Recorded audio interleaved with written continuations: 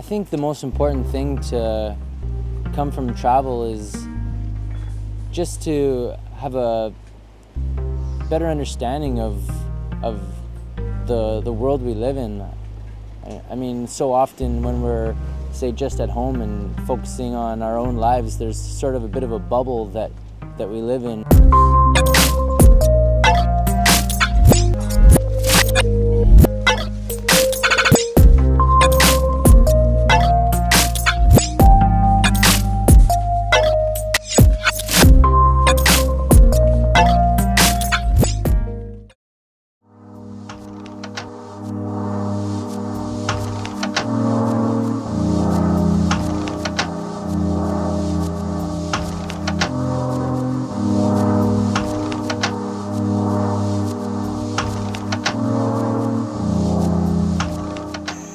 We're like midway up the hill to the Karen village that we're going to tonight, and it's really hot and it's all uphill. And I'm really tired.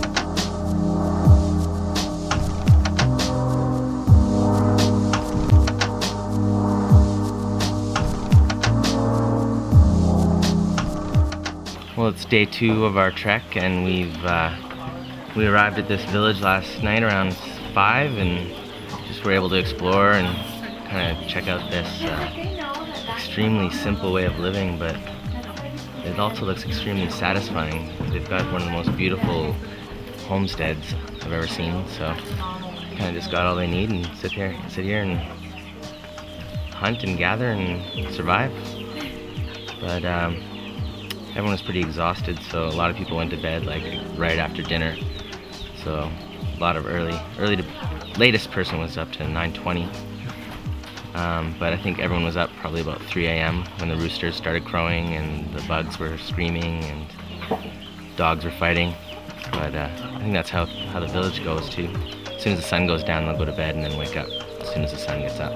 Yesterday we had like a lot of vomit happening and a lot of really sick people, but today I've heard like everyone's 100%, so it seems like all we needed was some resting, and now we've got 3 hours of hiking and we'll be at the next village.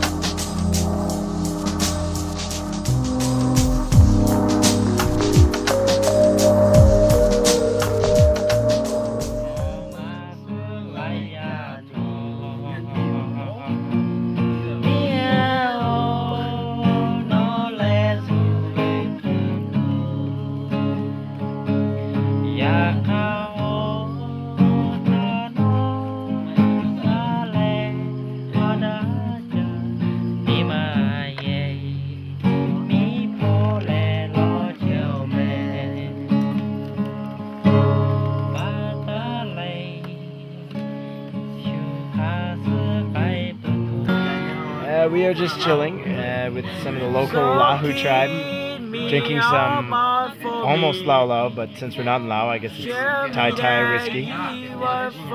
And one of our guides has gotten his hands on a guitar and is determined to get us to sing every song we know, which we don't really know. Which is a lot of fun when you've had a lot of Thai Thai whiskey. Happy water. Do it. This would make me go blind if I took it. What? Take half. No happy water. One really interesting thing about visiting northern Thailand, and you can see it in northern Laos as well, is the culture of the hill tribes. Basically, there's these tribal villages that are way deep into the hills and the forests, and they've existed there for many years just on their own, and they've got a completely distinct culture from the rest of Thailand. They don't speak Thai. They're not Buddhist. They're completely different than the Thai culture. Basically, the story is that the Burmese government is really bad, and they have been for a long time, and they were trying to wipe out these cultures. And so the Karen tribe, the Arak tribe, the Lahu tribe, there's about 7 of them that all they had to run away from Burma. And so this happened in the 50s when the northern Thailand wasn't that developed. So these people, they just ran away into the hills of northern Thailand, and they set up their own villages there. And at the time, nobody cared because it was off in the boonies, and development wasn't going that far. But nowadays, development is going everywhere. There's roads that are linking China and Thailand and Laos and Thailand, and they're trying to develop that area. They're turning it into national park, and so now these tribes are being told that they gotta get out of their villages. So at this moment, there's refugee camps for the Karen tribe, which have thousands and thousands of people there. There are still some villages that remain, and we were lucky enough to go and see some that still remain in pristine condition. We got to stay there, and they need money, so in exchange for us, staying in a building that's kind of off to the side and staying quiet, we were allowed to just stay there and witness this really beautiful way of life.